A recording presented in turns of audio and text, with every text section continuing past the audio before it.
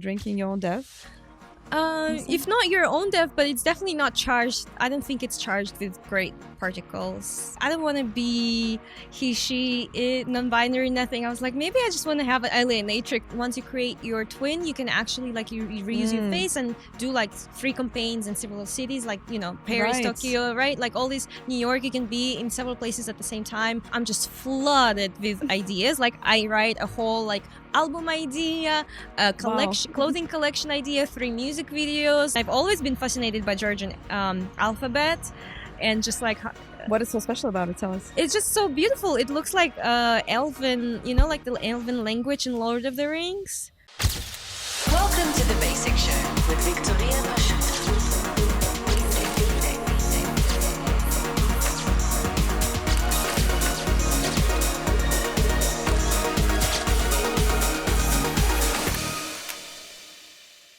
Hello, beautiful people. Welcome to the Basic Show. We are at season 4. The theme is dark matter. We are here at 405 Motoring. And guess what? I do have a special guest, Nina Hawkins. Yay! Hey. Welcome to the Basic Show, Nina. Thank you. Guys, look at just this incredible look. I mean, likewise, right? Likewise. Look how I got your memo. Right? It's like we're mirroring each other. Like we guys didn't talk. We didn't discuss what we're gonna wear, but somehow telepathically we knew what we're gonna wear. Your look reminds me on what you have in your Instagram profile that says alienatrix and cyber witch in wires. Can you describe your style and why you call yourself that? Yeah, I was thinking, how everyone's coming up with these pronouns, and sometimes I'm like, I don't want to be he, she, it, non-binary, nothing. I was like, maybe I just want to have an alienatrix as a pronoun. I saw on some dating app it was Faye. I was like, you know what? Let me just pick something weird. I don't want to be part of this whole binary, non-binary war, honestly. So I just thought it was funny, but then I couldn't use alienatrix as so an you created pronoun. your own species. It's in a way it's alien and matrix, or in a way dominatrix. It's like I don't necessarily play around with these relationship dynamics or sometimes, but it's just I thought it was a fun wordplay, and I was thinking maybe it could be an alter ego or a character of Innocence, as it's one of her archetypes. So speaking of the alter ego, you do have your digital twin called Nina Sense. Yes. And I was looking into I've heard about it, but I didn't know to the level that you expanded your digital avatar. And I know you expanded to the way that it is, if I'm not mistaken, represented by Photogenics model agency. Yes. So can you tell us more? What does it mean to you to create your own digital twin? Yeah, the idea came to me, I think, back in 2019. I was mostly focusing on photography and filmmaking, directing music videos at the time, doing fashion films, maybe some modeling. And then one day, one of my friends sent me this picture of this 3D avatar girl that looked exactly like me. And that kind of, I don't know, something switched, flipped in my mind. And I was just looking at that, and it was kind of fascinating for me to see just a digital version of me by someone who never even met me in person. And it's just, had my features. And it just felt really relatable. And I thought, I've been thinking to start a music project, actually, and I was thinking maybe an avatar would be an interesting kind of play on how to push a music project out as well. So I've been always kind of fantasizing about having this creative partner, some sort of artificial intelligent creative partner that is at home and collecting new skills or editing pictures as I'm networking or shooting. Don't we all know? Yeah, exactly. We all need someone to help us. But at the time, in 2019, it was still not as prominent, publicly available. And so when I was reaching out to investors and pitching this project, this idea where you have AI help you as a creative partner, they were so confused. They're like, so what is your product? What do you mean AI is going to help you make art and music? What are you talking about? They were so confused by the concept. And then at the time, I just found like some sort of like Google Docs where you could do some art with AI, but it looked very weird at the time. You could do like dogs and bubbles and some weird robots. The faces looked super creepy. But like, little that I knew, fast forward a couple of years after the pandemic, it just became so publicly and consumer available, and I was very fascinated by it, and I was just thinking, wow, that's exactly what I was trying to do. But yeah, basically during the lockdown, I took that extra time that I had on my hand to finally learn 3D and do my own avatar by myself, because I couldn't find anyone to do it for me. Or like there's some people who did it, but I just felt like it wasn't me, it didn't feel like me.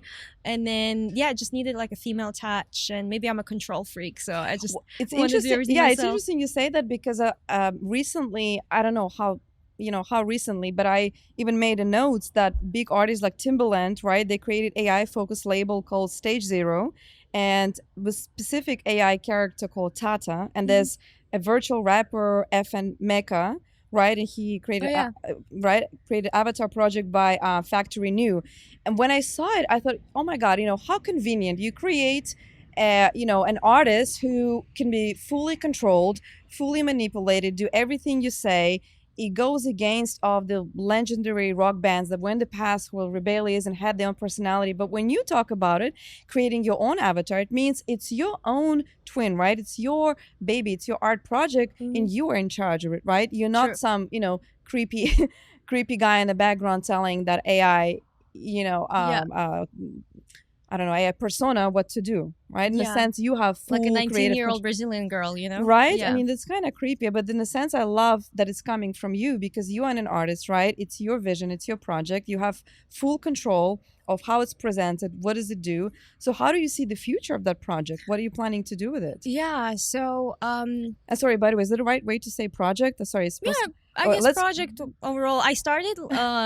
That's how it became Lilium Labs. Actually, I'll tell you. Yes. Yeah, Let's talk a little bit more about that. Yeah, Okay. it started with me trying to make an avatar for myself. Okay. And just seeing where it lands, seeing how it can help me. Obviously, I realized, okay, maybe creating a full-fleshed cyborg robot, it's too early, and then AI is not there yet. Okay, let me start somewhere with just visuals, just 3D version of me, digital version of me. And that's kind of how it started, to be honest. I tried to make avatar of myself. Then I made it for my partner at the time, my best friend at the time. And then it's just, I started making it for other people, and I started getting clients. And that's how Lilium Labs was born, pretty much. I called it digital avatar incubator. And so then the NFT times hit, the NFT boom, and then everyone in the metaverse as well, and then everyone wanted an avatar. All of a sudden Paris Hilton did one, I think Madonna did one, etc.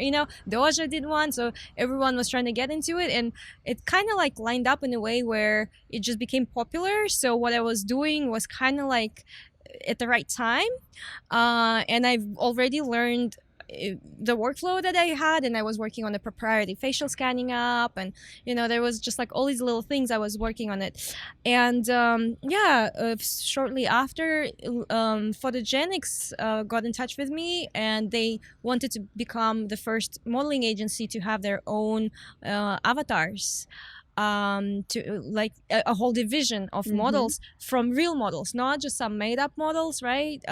Where you have to come up with clones. A story. Yeah, it's just like an actual clones. And I feel like that's kind of the mission of Lilium Labs, is to clone everyone and bring everyone on the metaverse slowly. And of course, like if I do it by myself, like it'll take me like, I don't know, 5,000 years. But that's why I was thinking, maybe I can start with an app, facial scanning app, where people can just scan them and put themselves out there on the metaverse, and just like already either make some content if they need, or kind of interact with that. But let me correct you, actually. So you said you were and the right was appropriate at that time, but the way I know you were always ahead of everybody, at least like 3 steps ahead. When first NFTs came in, I'm like, okay, Nina already has her whole fashion portfolio and a lot of like fashion works and NFTs, right? The 3D models, you were the first one. So AI models, you were the first one. So you kind of in my idea, you are the pioneer of AI fashion, and you meticulously blend technology, fashion, art in a way that not many people can do it. You must acquire very specific technical skill and patience, right, to work with this project. Tell us a little bit about the behind the scenes project process of working on this AI projects. Yeah, I would say patience for sure. Part of the reason actually I'm slowly moving away from 3D into like fully AI, because it's just so much faster, less troubleshooting, more realistic, because people would still get this like uncomfortable uncanny valley from 3D models because it's the technology is just still not there yet. And then just even doing facial rigging, moving the 3D model from software between software, always something going wrong with the skeleton and like with the bones inside like the 3D model skeleton, basically how you make the model move or dance, or Wow. like for example, you wear these suits and then the model kind of repeats what you're doing. Wow. But like we did this project for Disney, and then like we've been planning this shoot for like 3 months, and then the day off, like just the suit wouldn't connect. Like there's just like all these like weird little things, and then it start working by the end of the shoot. Like like all these little things that you have to troubleshoot all the time with 3D or motion capture that you just have to be aware of. And no matter how technically skilled you could be, there's just always room for for error, right? For some sort of error. Yeah. But there's a beauty in that, because you really practice your problem solving skills in that, and just like working under pressure, and then you come up with creative ideas. So I think in a way that's cool. But I do enjoy that with AI you can just get results faster, and they're more realistic, and it's just you can just create so much, like unlimited. So how do you distinguish yourself with AI? Because of course now it's so publicly available, everybody's doing it now. How do you find that unique voice and make it yours using AI?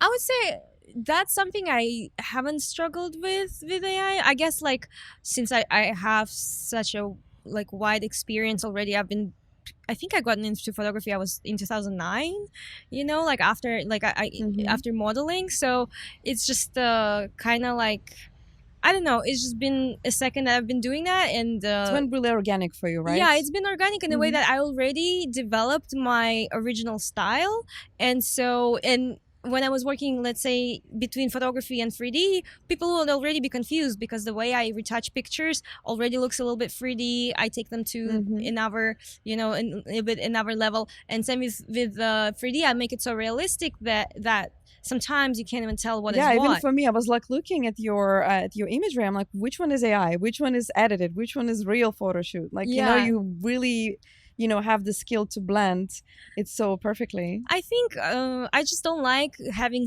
like stereotypes or labels on things, so I just like to keep some sort of mystery for people to look at it and just feel something, be a little bit confused but fascinated at the same time, curious about what's going on, what it is, and try to figure it out. I think that's kind of like a healthy way to interact with your audience. So how would you describe it? I mean, in my opinion, I would describe it like futuristic fetishism. I like that. That's an interesting one. I don't know, how would you describe it yourself? Sure. But I mean, yeah, I enjoy futuristic topics. I think topics on sexuality are important as well, especially for women, because it's a way for us to kind of take some power back, instead of being fetishized, especially being an Asian woman, And then I also enjoy discussing like spiritual, esoteric topics and philosophical topics as well. Things about like witchcraft and astrology. Like I want to do these like a page of like AI memes with different like astrology jokes and etc. And then like my new venture, I guess like next week I want to just also venture out into music as well, and I try to play with AI music or just use it as a demo, and then okay, let's dive into that a little bit. I know we want I jumped right away. I mean, since you already touched upon, so of course you're an artist, a multifaceted artist, right? You've done photography and art and 3D, so now you are venturing into music. So tell us, exactly how you're planning to enter this, overpopulated field. Yeah. Well, in a way, I've been working behind the scenes on music also about since 2019 as Uh-huh. well. Even though like my first interaction was like when I was 6, I got invited to like a school choir, but I ran away because I was just like a little too scared, and it got me traumatized in a way. So it's like I always had this like love-hate situation with music where I just felt too vulnerable to like fully dive in and allow myself to express like that. But I think yeah, I've been working a lot behind the scenes on this part, and I feel like it's time. And especially with like we talked about with the boom of AI and AI being able to just copy pretty much anything, I feel like it's important to truly understand who you really are at your core, understand your character, and understand that AI can copy what you do, but it cannot necessarily copy you, right? So it's like if you're truly authentic to yourself, you'll just always be yourself, and that's something that's hard to replicate. So you're pretty much using AI as a tool, right? Yeah. So it's a tool. So yeah, of course anybody can create, but nowadays, of course, you can easily determine like cheap, AI looks really tacky, Yeah. and you can see something very, very immaculate, something so extraordinary, like, oh my God, what was going on inside of that person's head to create that, right? I guess it gives you the freedom to really put your ideas, into paper on the screen, right? Exactly. Yeah. I would say it's just one of those tools, just like my camera, just like my computer, just like the 3D software. It's just one of the just tools. like a brush with oil. Yeah, back exactly. In the day, right? Just like the brush. It's like one of the tools that I'm using, and it just helps me speed up my workflow. But it doesn't mean that I'm just using that one tool. In the end of the day, then I go and like edit it. Then I use like 5 to 10 different AI tools to create one piece, like then I go in and just like fix little things, just like I would do actually with photography, retouching, like adjust, enhance something, adjust hair or clothing, coloring, like there's still a lot of things, and like there's a big process that goes into it. It's not just like, oh, you put like a free it's words. a creative input, right? That Yeah. you're constantly fine-tuning. Exactly. So Nina, how do you see AI in the projects that you do, being used commercially? Do you see commercial success with this project, and how? Yeah, currently actually I'm working on a lot of fun projects with artists, with other artists as well, and in a way that helps me to push my own artistry, because I'm kind of using them in a way as inspiration, just seeing how popular and how hardworking they are, and there's a semi like big scale artist in a way, and so for me to just be able to contribute to what they're doing and see it on like a big screen, doing the visuals for them, or creative direction, or just like photography, video, or some sort of other like visual conceptual aesthetics, I would say it helps me to kind of like be in the zone to continue doing it for myself as well. But what is in demand? What those artists are you creating the avatars for them, or animating the artwork? What exactly is? A bit of both. Via doing the avatars, we kind of diving into like creative direction. Like for example, we built like a whole visual universe for this one artist that I'm working with, or I'm doing live visuals for another artist doing their tour visuals. But sometimes some of them want to work with avatars, some don't. Some want to use the avatars kind of like as pictures, and then some we just use them as references to kind of understand, would that look go for them? Would that concept work for them? And it's actually just, easier for them to imagine. A lot of people actually have hard time imagining things if you don't show it to them. So when you show it right on their face, like, oh, this is you in that setting wearing that outfit with this kind of hair, it's gonna look good, like look at this. And so it's easier to sell ideas like sell that. ideas. So speaking of selling ideas, do you see any brands that will jump on this train, and you can get like big paid projects using AI? I've definitely done some big projects with 3D and avatars, Okay. including my own or others. There was like an arts collaboration that I did. Wow. We Mhm. did a few exhibitions for my friend Viktorija Modesta with her avatar as well. We did. There's some projects I did with my avatar for Dior and L'Officiel, and then different magazines. We did Netflix, like a Great. So there's a documentary demand, NFT. right? There is For some this demand, but media. it's not big. It's not big yet, right? Yeah, how we were talking about pioneering the space in a way. Yes, there's some people that are at the forefront of technology, but Mhm. then I would say the majority, and that's kind of like my bubble Right. in a way where I'm in, but then truly the majority of people are still a little bit behind in a way, and there's a lot of pushback against AI because I feel like people are just scared and not Mhm. ready for change, and they're taking some time to adapt, just like with the internet or with the computers or with even cameras, like Right, the right. painters, when you were moving from paper and like brush and paper into Yeah. photography, people were just really angry at that. But do you think they are angry, or they actually trying to preserve the humanity? I think there's a little bit of both. Yeah. I think we also need to understand what is driving the AI. In the end, it's the It's humanity. driven by human. Right, the humanity and their moral shortcomings are the ones in a way that are driving the AI. So the AI in itself isn't the enemy. It's just the way the social standards Mm. are, the way the society is. So if people would be less power hungry and like greedy, and would maybe think about how to regulate these things in advance and just kind of like plan it out rather than just do it as a cash grab. Oh, it's like an AI race or technology Mhm. race, whoever gets to that first, so it's just in a way like a dick measuring contest. Well, the thing, okay, I get it, but let's say if we talk about specific, let's say fashion industry, right? I know some big brands like H&M, they clone the models, right? And the girls were saying, "Oh my God, it's so great! I can be in the same day in Japan and like, in London, and take part of all these multiple projects at the same time." And their fear is that we're losing the humanity. So now everything is AI. Now brands are hiring the digital artists, right? Which is good for you, right? But let's say that's what the models are rebelling, because they're saying, okay, our jobs being taken by AI. Yeah. Same with cinematography, right? Actors protesting that, saying, okay, now my face could be cloned and used by AI, and now I'm no longer needed. So Yeah. what you were talking about, that's kind of like my idea of digital immortality, that once you create your twin, you can actually like you reuse your face and do like free campaigns in several cities, like Paris, Right. Tokyo, right? Like all these, New York, you can be in several places at the same time and not worry about it.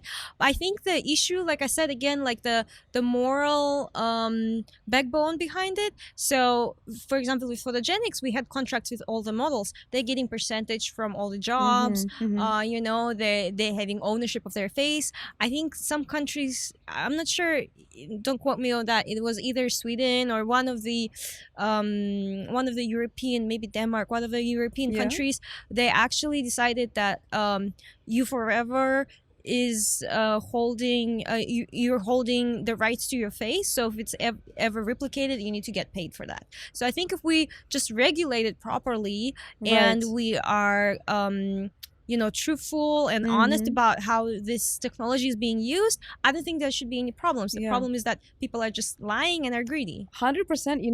It was so disheartening to see how the image of Marilyn Monroe was abused through so many years, right? I remember there was a live performance of Whitney Houston after her death. They're using her like digital hologram, and I'm thinking those artists never gave approval for the image to be used after their death. And if I'm not mistaken, I think Lana Del Rey was one of the first who said, "I'm not allowing my image to be used after my death." So I guess what you're saying, which I'm 100% agree, that it needs to be regulated, right? We need to have the freedom, but it needs to be regulated on Yeah. how it's being used by whom and in which Yeah, circumstances. discuss with family. Right. I think we had a project with the Frida Kahlo's foundation, and so we had to go for a family in order to do any sort Wow. of decisions. So I feel like if you are transparent about what you're doing, there wouldn't be a problem. But I feel like a lot of people are just doing it kind of in a sneaky way. That's when things get tricky, and that's when the trust is being broken. But then this hate is pointed towards the technology, not towards the people who are misusing it, you know? Right. But do you think using AI disvalues your art? Let's say if you created a painting, right, that lasted for centuries and generations, if you create something by, clicking one button, I mean, I'm exaggerating, by using a prompt, right, it's not going to be timeless. So is there a reason and, motivation to keep using AI knowing that it's not going to be timeless? Yeah, I mean, in the same way, people are just doing, foam pictures and like putting them in the exhibitions. Everything has become so much more interchangeable in a way, and replaceable, and the speed with what people are consuming content is so much higher. So I feel like in a way, that doesn't necessarily, again, it's all about how much time you put into it, because you can spend 10 hours on a painting and then 10 hours on a digital artwork, and the amount of the time is the same. It's like, okay, if it just sits in a digital space, that's one thing. But if you, let's say, print it or redraw it, or bring it out into the real world, then you can give it life, right? So I don't see it in the way of like being less, same as photography versus painting. I think it's just the next evolution from photography. So what do you think it's gonna be? I mean, in your prediction, what's gonna be that next thing after AI? After it's probably not gonna singularity. Hey, cyborgs. I don't know, transhumans, well, posthumans, we'll see. You mean in terms of art, or in terms of art? Right. By the way, sorry, I already can imagine what kind of cyborg you could create. Right. Anyway, sorry, go ahead. I'm just thinking in terms of my biggest concern with what's going on is actually that people will stop learning. And I think education is very important for me, as someone who is so curious, and as someone who is spending nights to just randomly look up some tutorials till 5 a.m. on YouTube University, That's why you're so good. Yeah, I don't know. I just have, maybe it's called mental illness. No, it's called determination and discipline. And curiosity. Or distractions.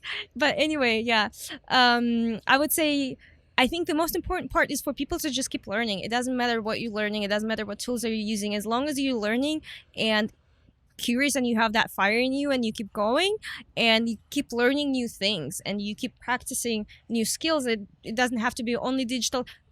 After years actually of doing the avatars, for a second I had to stop, because I just got so tired of looking into my computer, because with photography at least you're out there shooting all day long, then you edit, and then when I switched to 3D, I was just in front of my computer 24/7, and that started driving me insane. So then for a time I turned to 3D printing, and then I started crafting with my hands. I started doing jewelry actually. Oh wow, really? Yeah. So and then we did a little robot sculpture. So it's it's good to just go back into the real world and touch something, do something with your hands. So yeah, I think my biggest concern with AI here is that people will just get lazy, and we already see the overall, that movie, this about the stupidity. I forgot what it's called. The movie about stupidity? Yeah. Every second comedy. Give me a few more clues. Where everyone is turning stupid as I've heard about it. What was it? Yes, that one. Yeah, I've heard about it. Yeah, so we slowly kind of, it's supposed to be funny, but I look at it and I turn really sad, because I'm this is depressing, because this is where we're slowly moving towards, So it's as long as people are continuing to use these tools as an addition to what they're already doing, not as a replacement, then it should be fine. But if people just get lazy and just, like you said, just put in the prompt and okay, I'm done, that's I personally, I don't respect that neither. I want people to put in the work, but it's fine if if you're sitting there and sculpting it with in 3D, or if you're train the data on something that you've done before. I'm not judging people based on how they decide to produce their work. It's more they just need to keep producing and doing it. Right, right. Well, brain is a muscle, right? It always needs to be flexed. It always needs to be tested and challenged. Otherwise, we will, Just like body. exactly. Yeah. Well, I guess the question is about those people who jumped on this train first and made a lot of money fast, and real artists were outraged because, oh my God, I've been an artist for like 10, 20 years, trying to get into and being in the museums, and then somebody just comes in, presses the button, makes the prints and sells like thousands of those AI prints and makes money out of it. So I guess that was the dilemma, saying, okay, how somebody who is not an artist, right, just putting the words out, pressing the button and selling it as labeled as artwork. Yeah. Yeah. I mean, I've seen that happen actually. Like, someone saw me posting like Yeah. all these tests I did with Midjourney at the time, and someone literally just like kind of copied what I was doing and then sold their work, and then like, oh, you inspired me, thank you so much. Like, I became an AI artist now, based because like you inspired me with what you By were stealing doing. your work, yeah. It wasn't stealing my work, but it's just like, I guess like the workflow. So, but and then like they went off and we're selling like at Christie's, and I think they sold it for like 300K, like the collection. So in a way, I mean, I was like, you know what, that's in a way a compliment. Like, I'm glad. Like, I understand it's not the most pleasant sometimes feeling that, okay, you've been doing this for so many years, but I feel like if you keep complaining about everything in your life, you're not gonna get anywhere, so just look what's in front of you and don't look what other people are doing. They say copying is the best way of flattering.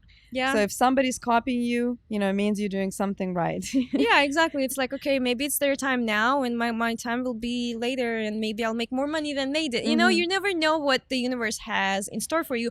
But of course, the sure way, if you're going to sit and complain about that nothing is coming your way, then maybe it's not going to come your way if you're going to sit and complain about it. So you actually have to do the work, right? Yeah. And I love the thing about you that you are multi-talented artist, right? You're not stopping and just doing one thing.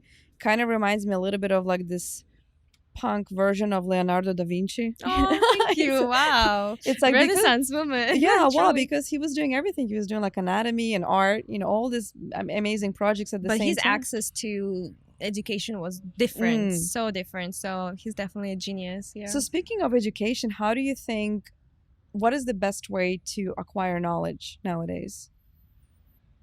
I mean, everything you want is literally at the tips of your, of your fingers. Just tutorials anything. online. Yeah, tutorials, ChatGPT, whatever, Gemini, Anthropic, etc. So just having like that goal, and it's more like having curiosity for the world, and like knowing what you want, what you want to know, and then continue asking, but then also retaining that knowledge. Because one thing, if you just kind of like read through it and forget about it, and everything, if you practically build your own curriculum in a way, that you continue studying on what you're looking up, not just looking up for the sake of, right. But have you experienced in your personal journey where you do something that you really, really love, but what becomes successful, commercially successful, is something different from what you thought it would be? For example, if you do photography and you love it, but you became more successful with 3D or vice versa. Did you notice anything in your similar things in your personal journey where certain venture you take and put your heart in, not as financially, commercially successful, something else you didn't expect that you started doing? Yeah, I think when I started doing like jewelry randomly, it kind of just happened. Like, I was doing I was making a present for my friend, and then I was like, oh, that's actually fun. Then my friend then I was like, oh, maybe I'll just post them on Etsy or whatever. And then my friend is like, oh, come to my showroom, show them in my showroom. So it's like, then people start taking it to shoots, and now it's like, I had some celebrities like Backstreet Boys and like Halsey and like others like use it in their What piece of music jewelry videos. was it? It was actually the jewelry that they used in the end was like simple heart earrings with like silver like little things that I did, or like this, like I've designed this like corset bra that I've 3D printed that, and like these nails that was used in the video for the dancers. So it's like those little things that are unexpected. Actually, in the same way how I ended up in fashion world, I was just doing back when I was living in Vietnam, I was doing a lot of like behind kind of like event like festival videography or like fashion like show videography, but behind the scenes. And then like people from Elle magazine in Vietnam, they noticed me and they were just like, oh, how about you actually shoot for the magazine itself, not just the show. And that's when I was coming to those shows, I realized I don't want to be the photographer that's shooting the runway. I actually want to be the photographer inside the magazine, you know. So it's like little things like that, and that happened randomly for me, just like doing like a favor for someone. I ended up at that fashion show, and then Elle Vietnam saw me, you know. So I just, so you would think it's a coincidence, but it wasn't. Yeah, exactly. So it's like It's a sometimes pre-planned you do these things coincidence. as a favor to someone, you know, and then it may lead you somewhere where you didn't expect, like somewhere where you wouldn't even dream to meet those That's people. true. You know? So you just mentioned in Viet. So tell us about your journey. So you speak Russian, but you were born in Vietnam. Actually, tell us what's your... I'm half Georgian, half Vietnamese. Half Georgian, half Vietnamese. Yes, my mom is Vietnamese, my dad is Georgian. Wow, okay, what a mix. Yes. I was born in Russia, but then I lived in Georgia right away for a couple of years, but I don't remember any of that. Apparently I even spoke the language. Like my city is like 15 minutes away from Stalin's house.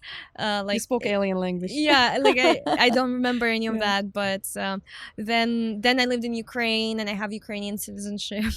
So it's like I'm all over the place. Then like I went back, studied at the university, and then went to Vietnam for a couple months, ended up in Vietnam for 3 years. Then I, met my ex at the time. Then we went to the States. So you were all over the place. Yeah, I just let the world guide me. So let me ask you this. Do you feel belonging to a specific culture since you've been traveling and your parents coming from such different backgrounds? Yeah, I would say definitely that's one thing that I've always kind of, in a way, not struggled with, but it's just like identity, like in being in search for your own identity, something I've always kind of been working on, like culturally and in general. Like I just felt always like the odd one out, so yeah, it's just really been hard for me to kind of feel like I fit in anywhere, and I just started embracing that.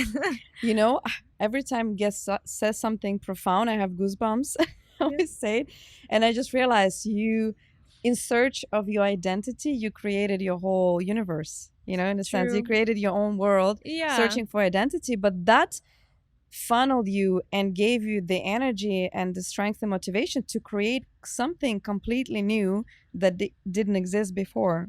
Yeah, I guess in a way, because it's just when you feel like you don't belong in this world and you just can't find your place or your people. I mean, I feel like now I found my people, and I do feel like LA is the place that I really relate to and just enjoy being around so many amazing artists, even though it has its own shortcomings too. But in a way, it's just the energy. It's something that's really hard to get anywhere else in the world.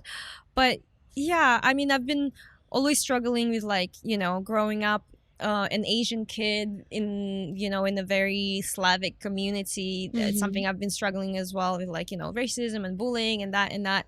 But kind of accepting that Asian part of myself, something that I had to learn over the years, only after so many years of struggling with identity and just learning that. And then I started discovering more about Georgia. I did the DNA test, and there's certain things about me and my family that I also found out, and I was like, oh, okay, that makes sense. There's just so many more new things that I found out. And so I've been kind of learning more about Georgian culture, and I've always been fascinated by Georgian alphabet, and just what is so special about it? Tell us. It's just so beautiful. It looks like elven, the elven language in Lord of the Rings. No, it kind of looks like that, familiar. On the Ring. Oh, okay. More that hieroglyphy. Yeah, very pretty, almost Arabic, Sanskrit, in between. I see. Okay. Very beautiful language. I actually thought that it was beautiful alphabet for a really long time, and so I've been learning more about that culture as well. I want to go there too, and kind of reconnect, maybe find my family there. There's just so many interesting things about different cultures that I got to be a part of. I also always kind of, since I've been doing cosplaying and part of the anime community for so long, I also kind of engrossed myself into Japanese culture a lot. And then I grew up with a lot of Chinese people. My stepdad is Chinese, so there's many cultures I kind of felt Well, you mixed influenced by. everything up and made it yours, right? I guess, yeah. Made it It's Nina just, sense. it just happens like that, yeah. So finding your identity and finding where you belong, and you work in such a creative field, and you're in LA. Let's talk about relationship a little bit. Let's touch upon, like, for a few minutes, how hard is it, or how easy it is for you personally to be in a long-lasting relationship doing what you do? I would say overall, I'm pretty, like, I've been in like one 6-year-old relationship, Okay. 6-year relationship, and then a 5-year relationship. And, the first partner helped me understand I actually want someone who is creative, but also is ambitious, Mhm. and someone who's doing something about it. That's kind of like what I felt was lacking the most in the first relationship, Yeah. outside of other things that didn't work out. And then in the second big relationship, we've been kind of growing a lot together and Uh-huh. doing a lot of things together, so it was kind of like a male counterpart where he was doing also like everything, like from 3D and filmmaking and modeling and that and music. So in that way, it just felt comfortable to be with someone who is like that as well. Yeah, and I mean, I feel like it's important for me to be with someone who is somewhat creative. They don't have to do art or be a musician necessarily, but I feel like creativity is something that's part of your personality, right? And so it's like even a lawyer or Okay. or a banker So can be be somehow creative. Yeah, Right. or like a tech person could be creative too, as long as it's just something within their blood, something that they're using. Just Mhm. like it's like a different view on the world, I think. What about scientists? I mean, science is very creative, no?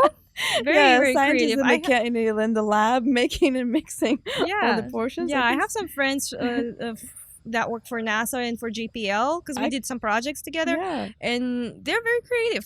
They actually enjoy working on like yeah. I those could see you weird like sculptures that we were doing. with the science guy. Maybe, Maybe. yeah. I mean, So- I'm pretty open. Yeah. So what are the qualities in your partner important to you? The most important to you, besides obviously being aligned? Yeah, I'd Um, say creativity, loyalty, intellect, being kind of truthful is important, because I'm the kind of person that I don't really like lying, and it's just like not something. It's so crazy. We even have to, like, I don't know if the bar is so low. Right. I can't believe we have to even say we want a loyal partner. Yeah, It's like- no, I It's like, agree. should it be like a given? You want loyalty, you want the commitment, right? Only a few people. By the way, let me dive. What do you think about this? Are you for monogamous relationship or for like polyamorous I think relationship? I'm mostly monogamous. Monogamous, Yeah. right? What do you think about those couples who are like together and saying we're looking for a third person to add into our happy relationship? I mean, if that works for them, like, why not? If they're understanding their needs, Mm-hmm. I can see how, like, maybe one person cannot fully satisfy you, but I think you just have to have like a life outside of your partner, you know. And maybe that's why some couples are facing difficulties with that. They get bored because maybe they spend too much time together and they don't have their own life, so they become each other's worlds. Yeah, I think someone who's also like very aware and is willing to grow, because I'm constantly growing either within my career or spiritually, like that's very important to me. So someone who's always going to be stuck in their trauma and not able to heal past that, I think that's just something that someone who's not going to be able to keep up with me, for sure. From my experience, there are so many people, unfortunately, coming with trauma from their childhood, right? Something is. I mean, me too, so I understand. Yeah, so it's like something. Do you think it's the pitfalls in the society in general, or? Well, I think, as someone who is coming where I come from, I was still able to find like the power in me to not let my background hinder my, my success and like where I'm going. And unfortunately, I know a lot of people who are faced with similar, conditions, but then they kind of just end up blaming the world for their problems and just not growing. So I think it's just, like I said, being aware and being spiritual in a way is important to kind of keep wanting to grow and keep wanting to be better and not blame everyone for something That's that you true. can't control. What is spiritual to you? Spiritual, I guess, in a way, is just someone who's aware, like aware meaning is trying to be present Mhm. and is trying to be better, is trying to um okay, so there's a few practices that I'm doing. Yes.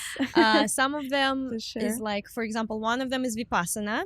It's like a silent retreat that you can do. Oh, I've heard it's about like a those. 10-day thing where It's you like when don't. you're blind and That's a different one. that's that's the next one. That's the Okay, next that's the one I next want to do. level. That one is you like a live in lot. the darkness for like what 7 days. Yes, then and you're then like, you see a sliver of light, and you're just like, "Whoa, that's very interesting to me." I haven't tried that. I think that's the next level. The one I'm Okay. doing is 10 days. You're just silent. okay. You don't talk, and ideally, you try to avoid eye contact. You live by the 5 precepts, like the rules: don't kill, don't steal, don't lie, don't cheat, and no intoxicants. So ever since I've done that, I've been sober, and I'm trying to kind of like live by those precepts as much rules as much as I can. Mhm. And you pretty much just meditate all day long from 4 a.m. to 9 p.m. Wow. Yeah, you just take breaks, and then it's completely free.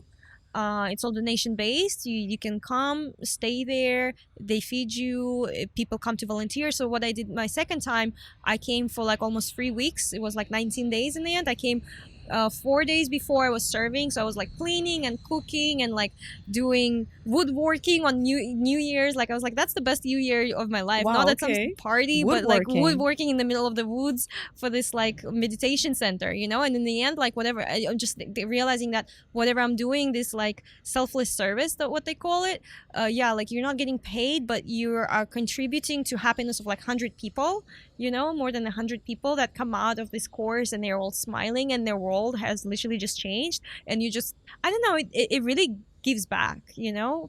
Where was it again? Sorry, it was Vipassana, you said? Vipassana. Vipassana? Mhm. Where exactly was Oh, it? they're all across the world, they're everywhere. I Yeah, see. there's like 3 in California. There's Oh. one in the desert, one Norfolk, where I went like towards, and then one like past San Francisco. So there's like at least 3 official ones in Okay. California. There's at least one in Texas, like some in New York. Like they're across the world and across the states. So hold on, let's stay here for a second. So you went for that experience. How long was it? Usually it's 10 days, 10 but days. I went for longer because I wanted to serve before and after it. So To serve? serve like meaning just like helping as staff. Okay. And then I went for a course. So like I was doing in between courses. Basically, like there's like 3 days that 3-4 days that people take to like clean and prepare the center for the next group. So you So you do stay there that. to help. Mhm, Okay. You stay there. You help. You either clean or cook or do maintenance. Like I said, I was doing woodworking on New Year's. That Wow. was incredible. And then I went to the course for 10 days. So I was Okay. just sitting it. And then when course ended, I stayed for another 4 days to help serve again. And then I was gonna stay. Actually, I was almost wanting to stay for another 10 days to serve again, but then I had a job, and then also the fires happened, and I had no idea it was so it was happening. just recently, right? Yeah, it was this year. Uh-huh. Yeah, literally, I'm coming out of my course, and like I have like hundreds of messages on my phone, like, Nina, you okay? How about the fires? I was like, what fires? It's freezing in here. I'm like silent. Yeah, no, doing the silent it was retreat. snowing where I was. Oh, so wow, it was I had no idea. snowing. Yeah, Oh my almost goodness. snowing. Yeah. Wow. It was like snowing a couple days, then it was like freezing cold. It was storm. So I was like, what fires? What are you guys talking about? I had no idea. So if you have to go to back to that mental state before those 10 days and after, like in one sentence, how would you describe it? Unfuckable. Like unfuckable with. Like in I a way love that's that. indestructible. So it made you so resilient, Yes, right? like I would say for 3 months, like literally nothing could annoy me, nothing could get to me. I also didn't even have any like any intrusive thoughts. It's like people would be like, "What are you thinking about?" I'm like, "Nothing." They're like, "What do you mean?" I'm like, "Literally nothing. Like there's no thoughts in my head. It's great." It's but silent. hold on, but creatively wise, did you feel more creative, or did you have new ideas after that, or no? Oh my god! The second I turned off my phone, because you go in there's no phones, nothing, not even books. You can't even work out, nothing. So the second, every time I go there, the first 3 days, I'm just flooded with ideas. Like I write a whole like album idea, a collection, clothing collection idea, 3 music videos. Like there's just like you start The flow bursting. of energy, right? The second you turn off your phone and cut off all that external noise that's coming into you, and the second you spend time with yourself and Wow. work on yourself, you just flood it. Like You literally, just become this energy bubble, right? you need to allow yourself to Mhm. listen to yourself, to your inner voice, not to what other people tell you. Yeah, it's true, because every day we're so distracted, right? With the TV, with the phone, with the news, with the messages, with the Yeah, email. you don't have time for yourself. Yeah, if you maybe have to calculate and put a timer, how much time I had today, like just to be in stillness and think about my ideas, probably would be like what, 5 minutes a day, or maybe never. Exactly, which is why I think meditating is very important. Okay, so you mentioned you have two spiritual techniques. One yeah, was it's with you. Vipassana. Vipassana is like the main one, definitely. Right. Like it just helps you to just get into this indestructible mode for sure, and understand everything. Like I've been in spirituality since like 19. I was reading a lot of like Carlos Castaneda and all the other books and Osho, etc., etc. I would say like now I really enjoy books of Joe Dispenza, and then there's the Silva Method too. It's the guy. Silva Method. Yeah, have you heard about No. it? This guy, he was like a radio technician, and he just wanted to help his daughter to learn better in school, and so she would pay attention because she was failing her her grades. And literally he developed some sort of system based on the frequencies because he was a radio guy. And not only she became better, she started, before he even asks a question, she would already answer it. So in a way it was like some sort of telepathic understanding. Or she would like look at the book, or like either read it once or look at it, or like look through it, and she would already like memorize what's inside the book. So it's like some crazy effects of it. And I think the main method in there is just like deep relaxation and turning yourself into the alpha state. That's another thing I like doing, like quantum jumping. It's like trying to relax your body and your mind as much as possible, get into the alpha state and jump into like a Hold on, let's slow down. You just exploded my brain. Getting into the alpha state. Okay. Of consciousness. Of consciousness. Okay, just rewind a little bit back again. Alpha state of mind. Basically, the mind has several states of consciousness. Okay. I think kind of forgot the names of it. I think the regular one is the beta state that we're in every day. Right. And then when we slow it down a little bit, I forgot there's the different the terminology frequencies. For each. Yeah, there's like actual like frequencies that you operate. You can literally like hook up like an EEG machine or some sort of machine to your brain and see on what frequency it operates. And so like the faster you think and the more agitated you are, the faster the frequencies are. And so you can literally like slow yourself down to the state of coma. So like there's the alpha state where you kind of like REM sleep. Which sleep? REM sleep. What is it? When you're in the REM sleep, like REM the deepest state of the I didn't know sleep, that. Okay. When you have like the deepest like dreams. Okay, so the deep sleep. Okay. Yeah, kind of like a deep sleep in a way. Yeah, the REM state. So it's like the meditative state, right? And then there's the like even lower. You can lower your frequency so much that okay, not lower the frequency, but frequency of the mind. Slow down, maybe. Yeah, slow down the yes, frequency. Yes, okay.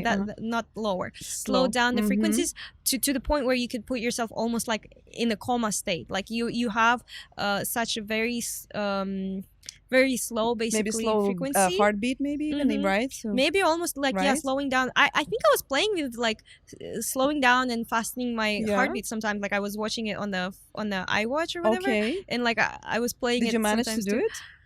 I thought I did because it was going crazy. Like I thought I did, and you. It was like from 50 to 200. It was like going crazy. I don't know if it was some sort of malfunction or something. I thought it worked, but again, I'm not sure if that's something that you can do. But again, yes, there's just like several types of state of consciousness, and then there's slower states of consciousness and faster, where you're like in flow state. They say you get in. Some people say you get in this flow state if you have like a little run, and then you have a coffee. Like an anxiety, no? Or not an anxiety. So anxiety, it's like a little agitated. Yes, but that's like a little bit unhealthy state in a way where you're overthinking it. But there's a healthy state on that where you feel very inspired. So basically, yeah, there's like many different states of that, and just being able to kind of control yourself in a way where you can not jump, but like basically move between those Switch states. between the Yes. frequencies. And then within those frequencies, you're able to manifest or call onto, let's say, the scenario that you desire, more likely to attract it, to manifest it. Wait, We call it what? quantum jumping. Quantum jumping. Yes. So you basically jump from this reality that you're in, you imagine this like other reality where your ideal self is, like that movie, Everything All at Once. You know, I think so, which yeah. one? With I was the, thinking about the jumper, and I was a different one. with the Asian lady that won Oscars. Dustin knows all the movies. Everything All at Once, right? Okay. Yeah. So that movie, basically, she was jumping through all these realities. And same here, you kind of find the version of yourself that you want to align with, and you join with that version of yourself. And of course, it doesn't work 100% of the time. Right. But then the more you do it, the more you practice it, there's a chance that one of those times out of the 100 times will work, right? And so Did you personally experience something closer to that? definitely, You did? I had something. So one time I forgot I lost my passport at the airport. Okay. Like I was flying to kind of like to Nice. I was going to South of France. Yeah. I was flying to Nice, and I was stopping at Frankfurt, and then from LA, and at the airport in Frankfurt, I just like lost my passport. I don't know. I was running around trying to get into the flight, worst. and then Happened to me too one time. it just disappeared like Mhm. into the thin air. Like it Uh-huh. happens. Yeah. And yeah, there's nothing I could do, and I'm stranded in there, and it was like Friday night. So I'm there stranded for the weekend because the embassy is opening on Monday. So I'm just like, what am I supposed to do in Frankfurt? And I actually had to like come and see some family in South of France. I was like, I need to, and they're only there for a couple of days. So I'm like, I Mhm. need to get to Nice like today. Yeah. And it just wasn't happening. So they gave me a hotel. I went to the hotel, and I was like, okay, I'm just gonna do everything that I have in my pocket, like in terms In of your like power, yeah. in what is it called, in my magic bag, right? In Okay. terms of like, Oh, I see. not like in terms of like the methods. I'm like, okay, I'm gonna do this meditation, that meditation, that meditation. I'm Gonna gonna try put everything you knew. everything I know. Okay. Yes. So yeah, I did like the Silva Method and the quantum jumping. And while I was like imagining just going back to the airport, and because I was going like for 6 hours, I was looking for the passport between all the like police stations and Mhm. everything, and I just could not. It Mhm. just wasn't there. No one saw it. No one saw it on cameras. I'm just like, who? Well, okay, maybe some people need. I already got my American passport, so it was American passport. So I'm like, okay, maybe someone wanted to steal it, but I'm in Frankfurt. Like, who? You know, that's weird. Anyway, while I was like, okay, I'm just gonna come to the airport and I'm gonna fly, and everything's gonna be fine. Like, I'm gonna find a passport. I'm gonna be fine. And So you're in a hotel room, trying the Silver Method, trying the quantum the jumping. quantum jumping, I go to the airport at 6 a.m. Mhm. That's when the police station is opening, and they're like, okay, in the morning we will know for sure if we get it or not, if someone brings it back. If not, it's likely it's gone. It's gone. I went there, they didn't see it. I was like, okay, I don't know what to do. I was like, you know what, let me just try. And so I just went to the counter. I already had my ticket, right, printed out. I just did not have the passport, and they wouldn't let me in, even though, you know, it's within the Schengen area, but still they were like, okay, you need a passport to fly. I was like, you know what, I'm just gonna try it. So I was trying to check in. This lady's like, I don't know if they're gonna let you in, but sure, you can just go through. And you know, the second she said, sure, just try it, like, good luck. It was also, I think, the FIFA The FIFA, the FIFA time, championship, so it's the championship. So it's like, it was the immigration was crazy. They were checking Crowded. everyone very, very meticulously. And yeah, I just went in there, and for some reason where I went in, it was just the machines, and just scanning my Ticket? the ticket was enough. And so there was not a single person, and literally the whole flight, the whole like airport journey from just coming from the hotel to Frankfurt airport and getting in the airplane, not a single person stopped me or asked me anything. So I did one flight. Then on the way, and I was like, okay, that worked. I didn't find my passport, but I got, you know, there. Now I need quantum to go. jumped. Yeah, now to I your need to get flight. back to Berlin to like apply for a Right. passport. Okay, I'm gonna do the second flight. And then similar thing happens on the second flight. No one asks me for a passport up until right before the gate. Yes. No one, somehow it's like also the machines. I got lucky, and even though it's Nice, it's a smaller airport. Somehow no one was asking for anything. I was fine with just the ticket. And then like just at the gate, someone was asking for a passport, and I just kind of like, played a little dumb, a little blonde or whatever. I was just like, oh yeah, it's here. And then I was just like, kind of like, yeah. So it worked. It worked, yeah, literally. So do you think it was luck, or do you think it was the method that you used? I think both. I mean, well, the method that I used, it was the lucky self, jump into your lucky self. So it was jumping to your lucky self. Yeah, that one is on Mind Valley, actually. The what? Mind Valley. Mind Valley? Yeah, it's like the website where you can get all these like different meditation cards. Okay, Mind Valley. It's a website where you can get different meditation. An app. Yeah, I worked for them like when I first moved to LA. Okay. Like the marketing agency that I worked for, we did a project for them, and that's how I knew about them. And now they kind of gotten big within like the spirituality sector. Okay, they're like the number one app. I'm gonna look into that quantum jumping. So one of them is the quantum jumping. Forgot the guy. He's like 80 years old, and he's just like, oh yeah, today I want to be a singer, and so I'm gonna quantum jump, and then all of a sudden he has perfect pitch, or like all of a sudden he can paint. I don't know, like at 80 years old he like gets all these new skills. So I would say if you keep doing it, you just need to keep practicing it, right? I guess it's also a practice, right? It's not something you just get, right? Yeah, happen to have. I think your thoughts are energies. So like it's like I said, what we were talking about. If you keep complaining that nothing is coming your way and everyone else is getting paid and you're not getting paid, then if that's what you believe, that's what's gonna happen. So if that's the story that you're telling yourself, you're gonna live that movie, that script. Right. So if you're telling yourself, oh, I'm gonna jump into my best version, it's like even if you're not actually jumping through dimensions, it's like a placebo effect where you start to believe in yourself, and then things are starting coming your way. So I wish the logical people, scientific people who are very skeptical would listen to this and try. So let's say if somebody is very skeptical listening to this episode right now, what would you tell them? Okay, so if you take water, water retains energy. Everything is energy, right? So I think they did a study where they would take a glass of water and they would tell it different things. So one glass of water, they said, I hate you. And another one, they said, I love you. Like all these different things. I've heard about that. Right. You know what? I actually was looking into that. It's something about that the water is intelligent. And I've heard an idea or theory that why they call it a holy water. If you say a prayer over the water, it changes physically the qualities to be the holy water, the right? Molecular structure literally changes. Yeah, and you can see it also, like if you freeze that water, then you can also see how it looks like. And also if you look, I think, at the different like at the pictures of those molecules, some of them, the ones that are like with disease or something, they look sharper and just like more dangerous, and then the ones that are like very what's the word? Opposite from dangerous? Yeah, I guess like opposite from disease. They're just like pretty to look at as well. And I think that water like retains its molecular structure and could get you sick actually, in a way. That's one of those I've heard about it. I mean, I don't want to say in public, but there's a really famous brand of water, right? Liquid Death? Yes. Okay.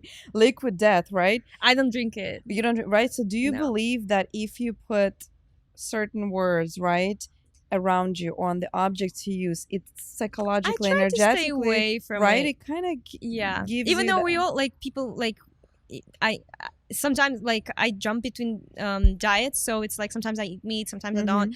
I feel like in a way we still eat death when we eat meat, but then I don't know. But then liquid death, I try to stay away. Like, right? It's water, like, but it's then written on it. Yeah. And speaking of the qualities and water being intelligent, right? If you put that, so you pretty much like what, drinking your own death?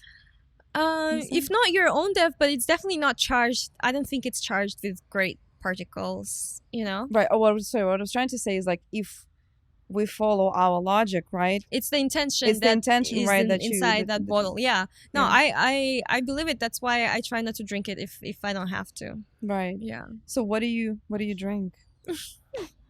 Coconut water. Coconut That's water. my It's favorite. really Yes. actually- I'm actually really bad at like just like remembering to eat or sleep or drink. Yeah, me Some too. people have to force me sometimes. Yeah, But one thing I can drink all the time is coconut water. that's I great. love it. That's why you have Yes. such wonderful skin. I guess. You I have don't know. glowing. Oh, thank glowing you. skin. It's my highlighter. As you no, it's probably Done this in my rigs. everything. It's probably your energy, your Thank energy you. field. Well, you You're have so a really sweet. beautiful energy, and I learned today a lot. And I'm definitely gonna do more digging because I'm Yes. really interested about the universe, about the energy. And with our previous guests, we also talk about that it's important to look within, not outwards, and finding that strength within. And you just kind of elevated it to the next level.